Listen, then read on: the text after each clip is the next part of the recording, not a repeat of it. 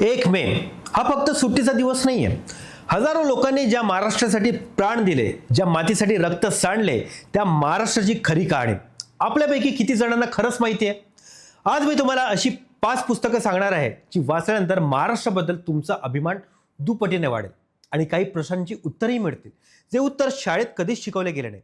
नमस्कार मित्रांनो, मी हेमंत दळव तुम्हा सर्वांचं मनापासून स्वागत करतो आजच्या भागात, ज्याचं नाव आहे पुस्तकालय प्रेझेंट्स पुस्तकांची सहल. 1 मे महाराष्ट्र दिन. या दिवशी 1960 साली मुंबईसह संयुक्त महाराष्ट्र राज्याची स्थापना झाली. पण हे राज्य मिळवणं इतकं सोपं नव्हतं. तब्बल 106 मराठी माणसांनी या लढ्यात आपले प्राण दिले. मुंबईच्या फ्लोरा फाउंटेन जवळ झालेल्या गोळीबारात सामान्य कामगार, विद्यार्थी, स्त्रिया सगळे रस्त्यावर उतरले होते आणि मारले गेले. आणि त्या रक्तातून, त्या बलिदानातून जन्माला आला आपला महाराष्ट्र. तर आज या वर्षीच्या महाराष्ट्र दिनाच्या निमित्ताने मी तुमच्यासाठी घेऊन आलोय 5 अत्यंत महत्त्वाची पुस्तकं, जी या इतिहासाला, या लढ्याला, या मातीला समजून घेण्यासाठी प्रत्येक मराठी माणसाने वाचायलाच हवी. तर वळूयात पहिल्या पुस्तकाकडे. पहिलं पुस्तक, मुंबईसह संयुक्त महाराष्ट्राचा लढा, लेखिका शिरीष पै. आता तुम्ही विचाराल, शिरीष पै कोण? शिरीष पै म्हणजे मराठी साहित्यातील एक अत्यंत आदरणीय लेखिका. त्या दैनिक मराठाच्या संपादक होत्या आणि महत्त्वाचं म्हणजे त्यांनी हा लढा फक्त बाहेरून नाही तर आतून जगला. संयुक्त महाराष्ट्राच्या आंदोलनात त्यांनी स्वतः प्रखर भूमिका घेतली. हे पुस्तक म्हणजे एक जिवंत दस्तावेज आहे. मुंबई महाराष्ट्रापासून वेगळी करण्याचा कट कसा रचला गेला, नेहरू आणि मोरारजी देसाई यांनी कसा विरोध केला आणि मराठी माणसांनी त्या विरुद्ध कसा एल्गार पुकारला, हे सगळं या पुस्तकात डोळ्यांसमोर उभं राहतं. एक विचार करा, मुंबई शहर, जी आज आपण महाराष्ट्राची राजधानी म्हणून अभिमानाने सांगतो, ती मुंबई देशाची राजधानी बनवण्याचा किंवा गुजरातला देण्याचा प्रस्ताव होता. आणि त्यावेळी मराठी माणूस रस्त्यावर न उतरला असता तर आज मुंबई महाराष्ट्रात असती का? विचार करा. शिरीष पैंनी हे सगळं अत्यंत प्रभावी शब्दात मांडलंय. हे पुस्तक प्रत्येक महाराष्ट्र प्रेमीने वाचलंच पाहिजे आणि विशेषतः तरुण पिढीने. थांबा, व्हिडिओ बंद करू नका. पुढचं पुस्तक तुम्हाला महाराष्ट्राबद्दल असं काहीतरी सांगेल जे तुम्हाला आधी कधीच माहिती नव्हतं. दुसरं पुस्तक आहे महाराष्ट्र एका संकल्पनेचा मागोवा, लेखक माधव दातार. आता संकल्पनेचा मागोवा म्हणजे नेमकं काय? एक प्रश्न विचारतो तुम्हाला. महाराष्ट्र म्हणजे नक्की काय? फक्त एक भौगोलिक प्रदेश, एक राज्य, की त्या पलीकडे काहीतरी आहे?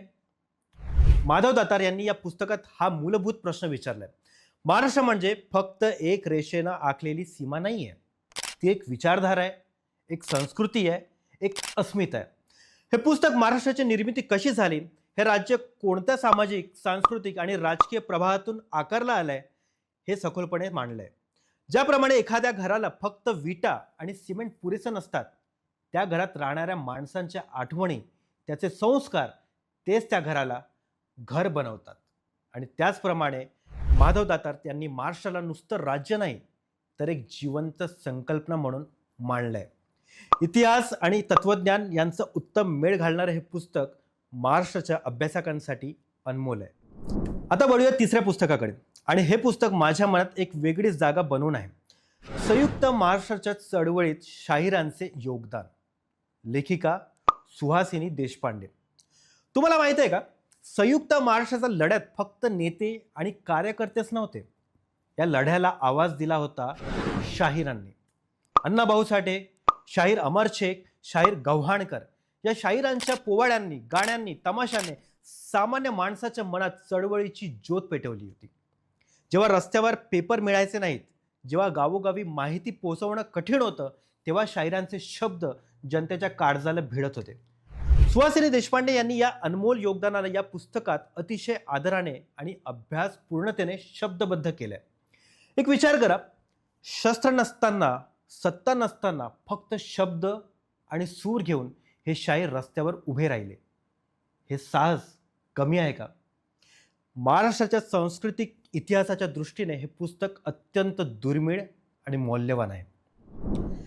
चौथं पुस्तक, आधुनिक महाराष्ट्राचा इतिहास, लेखक डॉक्टर R.S. कोंडेकर आणि त्यांचे सहलेखक. हे पुस्तक म्हणजे एका अर्थाने महाराष्ट्राच्या आधुनिक युगाचा संपूर्ण आढावा आहे. या पुस्तकात तुम्हाला मिळेल महाराष्ट्रातील सामाजिक सुधारणांचा इतिहास, महात्मा फुले, सावित्रीबाई फुले, डॉक्टर बाबासाहेब आंबेडकर, लोकमान्य टिळक यांच्या कार्याचा आधुनिक महाराष्ट्र घडवण्यातील वाटा, हे सगळं एकाच पुस्तकात. तुम्ही जेव्हा एखाद्या नवीन शहरात जाता तेव्हा त्या शहराचा नकाशा बघताना हे पुस्तक म्हणजे महाराष्ट्राचा तसाच एक इतिहासाचा नकाशा आहे, जिथून तुम्हाला दिसतं की आपण कुठून आलो आणि कसे घडलो. संशोधकांनी, प्राध्यापकांनी मिळून लिहिलेलं हे पुस्तक अत्यंत विश्वासार्ह आणि सखोल माहितीने भरलेलं आहे. इतिहासाच्या विद्यार्थ्यांसाठी आणि सर्वसामान्य वाचकांसाठी दोघांसाठी हे पुस्तक आदर्श आहे. तर मित्रांनो, आता वळूयात 5वं आणि शेवटचं पुस्तक. आणि हे पुस्तक एक असा विषय मांडतं जो आजही अनेकांना अस्वस्थ करतो. पुस्तकाचं नाव आहे लढा संयुक्त महाराष्ट्राचा आणि सीमा प्रश्नांचा. लेखक महेश मंगले. सीमा प्रश्न, बेळगाव, कारवार, निपाणी हे प्रश्न आजही सुटलेले नाहीत. आपला महाराष्ट्र दिन साजरा करताना त्या मराठी बांधवांची आठवण येते का, जे आज कर्नाटक सीमेवर आपल्या भाषेसाठी लढत आहेत? महेश मंगले यांनी हे पुस्तक लिहून एका अपूर्ण लढ्याची आठवण करून दिली आहे. संयुक्त महाराष्ट्राचा लढा फक्त मुंबईपुरता नव्हता, तो बेळगाव पासून नागपूरपर्यंत पसरलेला होता. आणि हे पुस्तक वाचताना एक गोष्ट जाणवते की इतिहास फक्त भूतकाळात नसतो, तो आजही श्वास घेतो, सीमा प्रश्नांच्या रूपाने जो आजही जिवंत आहे. हे पुस्तक फक्त इतिहास नाही आहे, ती एक सामाजिक जबाबदारीची आठवण आहे. तर मित्रांनो, आज आपण पाहिली 5 अशी पुस्तकं जी महाराष्ट्राची खरी ओळख सांगतात. एकदा पुन्हा सांगतो. पहिलं, मुंबईसह संयुक्त महाराष्ट्राचा लढा, शिरीष पै. दुसरं, महाराष्ट्र एका संकल्पनेचा मागोवा, माधव दातार. तिसरं, संयुक्त महाराष्ट्राच्या चळवळीत शाहिरांचे योगदान, सुहासिनी देशपांडे. चौथं, आधुनिक महाराष्ट्राचा इतिहास, डॉक्टर कोंडेकर व इतर. 5वं, लढा संयुक्त महाराष्ट्राचा आणि सीमा प्रश्नाचा, महेश मंगले. तर मित्रांनो, महाराष्ट्र दिन साजरा करणं म्हणजे फक्त झेंडा फडकवणं नाही आहे.